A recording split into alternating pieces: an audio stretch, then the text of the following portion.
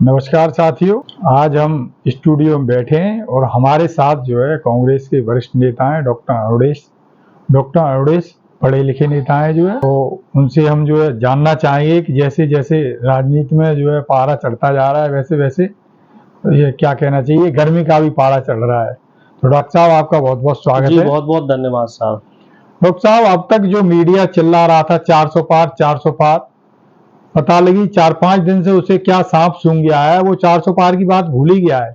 देखो साहब, ऐसा है, पहले तो राम नाम की लूट मची थी, मोदी जी के नाम की लूट मची हुई थी और सबने लूटी, खूब सरकारी विज्ञापन लिए। अब हकीकत का सामना तो 4 तारीख को होना ही है। एकदम से तो ऐसा तो है नहीं कि भाई 3 तारीख तक ये 400 पार बोलते रहे और 4 तारीख को ये एकदम से धड़ाम से गिरे। तो इसलिए ये लोग क्या है, ये मौसमी जो कहते हैं ना, मौसमी मेढक लोग हैं, माहौल समझ गए हैं कि कहीं 400-400 नहीं है ना, पहले ही पता था कि कोई 400 वाला मामला नहीं है, बस उसको हाइप बनाने की कोशिश कर रहे थे, एक माहौल बनाने की कोशिश किया जा रही थी गोदी मीडिया के जरिए, जिससे कि जनता के ऊपर एक इफेक्ट डाला जा सके। जनता समझदार हो गई, क्योंकि 10 साल से जनता मोदी जी का मीडिया मैनेजमेंट ही देख रही है कि कैसे 2014 में जब प्रधानमंत्री जी सत्ता में आए तो उनका स्लोगन क्या था, बहुत हुई महंगाई की मार और अब की बार मोदी सरकार। बहुत हुआ बहन बेटियों पे अत्याचार और अब की बार मोदी सरकार। डीजल पेट्रोल के दाम कम करेंगे साहब, स्विस बैंक से पैसा लेके आएंगे, 15-15 लाख अकाउंट में डालेंगे, 2-2 करोड़ नौकरियां देंगे, किसानों की एमएसपी देंगे। लेकिन वो सारी चीजें धीरे धीरे हवा हो गई। गृह मंत्री जी जो अभी हैं हमारे तत्कालीन, अमित शाह जी, वो तो खुद इस बात को कह रहे हैं कि वो बात तो भैया जुमला थी, चुनाव हुआ और वो बात भी हवा हो गई। तो जनता भी इस बात को समझ गई है, क्योंकि पिछला जो गुजरात चुनाव हुआ था उस समय जापान की जो है एक रेल आ रही थी, बुलेट ट्रेन, गुजरात में। उसके बाद से फिर एक चुनाव हो गया, लेकिन वो बुलेट ट्रेन नहीं आई। तो जनता समझ गई है कि हवाई चप्पल वालों को ये हवाई जहाज में नहीं भेज रहे, बल्कि हवाई चप्पल वालों की हवाई चप्पल भी छीन रहे हैं। ये किसानों को एमएसपी नहीं दे रहे, बल्कि किसानों को जो पुरानी कीमत मिल रही थी वो कीमत भी उनसे छीन रहे हैं। इस वजह से जनता ने इन्हें वोट नहीं दिया और इस बात को गोदी मीडिया जो है वो पूरी तरीके से समझ चुका है। इसलिए अब आप देखो, कोई भी सर्वे देख लो, अब बात चल रही है, कोई सर्वे ये कह रहा है कि बीजेपी जो है, इंडिया जो एनडीए गठबंधन है इनका, वो 200, सवा 200, 250 पे है, और कोई गोदी वाला ज्यादा से ज्यादा 300 तक दिखा रहा है। और 7वां चरण जैसे ही हो जाएगा तो 7वें चरण के बाद मुझे पूरी भरोसा है कि जो गोदी चैनल है वो भी 250 के अल्ले पल्ले ही आ जाएंगे, वो वहीं आके रुक जाएंगे। क्योंकि हकीकत यही है, बीजेपी 250 से कम सीटों पे सिमट रही है, BJP in the sense NDA गठबंधन। और जो इंडिया गठबंधन है वो 325 के आसपास रहेगा, जो हमारा अपना आकलन है। राहुल गांधी जी ने भी कहा है, जयराम रमेश जी भी कह रहे हैं कि 300 प्लस तो हम 100% है ही। 300 प्लस में अब वो 310 भी हो सकता है, 320 भी हो सकता है, 330 भी हो सकता है और उससे ज्यादा भी हो सकता है। हम कोई हवाई बातें नहीं कर रहे 400-500 वाली। हमारे तो जो जनता के हैं वो मुद्दे हैं, कहीं इसमें हमारा हिंदू मुस्लिम नहीं है। हम साहब नौकरी देने की बात कर रहे हैं, और ये भी हमने नहीं कहा कि 2 करोड़ नौकरियां दे लेंगे, क्योंकि जो चीज पॉसिबल है हम वही चीज देंगे। नौकरियां देंगे, 30 लाख जो सरकारी नौकरियां खाली, बेरोजगार युवाओं को 1 लाख रुपए हम देंगे और प्लस उनसे ट्रेनिंग करवाएंगे। जो गरीब महिलाएं हैं, सिर्फ गरीब महिलाएं, इसमें बीजेपी वाले भी बदमाशी कर रहे, वो कह रहे सारी महिलाओं को, साहब सबको नहीं देंगे।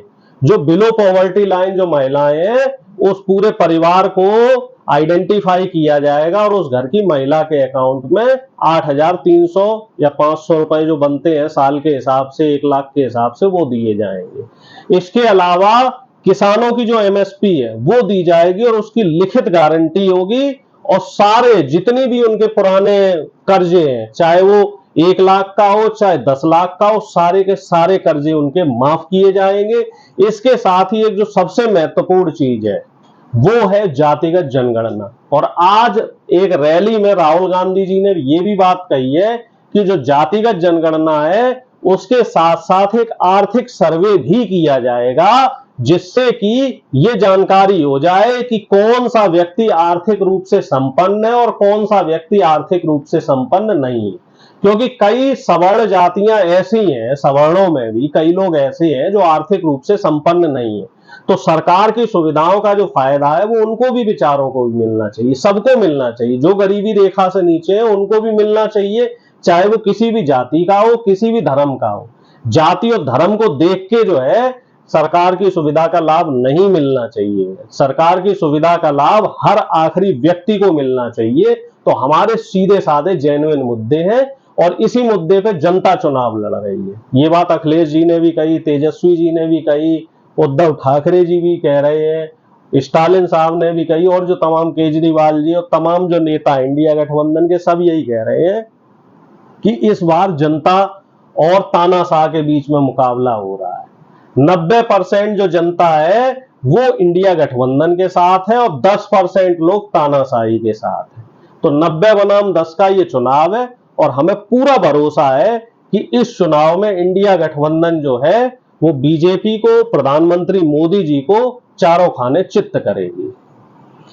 डॉक्टर साहब ये बताएं, हमारे देश में एक जो है चुनाव को मैनेज करने वाले कहिए या कंसल्टेंट कहिए, प्रशांत किशोर जी हैं। प्रशांत किशोर जी एक हफ्ते पहले तक जो है एक राजनेता के रोल में थे, लेकिन ये जैसे ही छठवां चरण गुजरा है जो है उनका रोल एक नया आ गया है।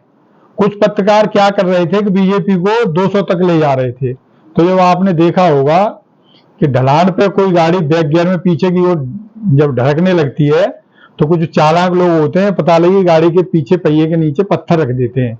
तो क्या प्रशांत किशोर जी को जानबूझ के मीडिया में जो है, क्योंकि अगला डैमेज कंट्रोल ज्यादा न हो जाए इसलिए मीडिया में प्रोजेक्ट किया गया है, या इसके पीछे कोई और रणनीति है बीजेपी की? देखो साहब, प्रशांत किशोर जी शुरू से ही बीजेपी की बी टीम रहे। उन्होंने हमेशा बीजेपी के लिए इलेक्शन मैनेजमेंट का काम किया।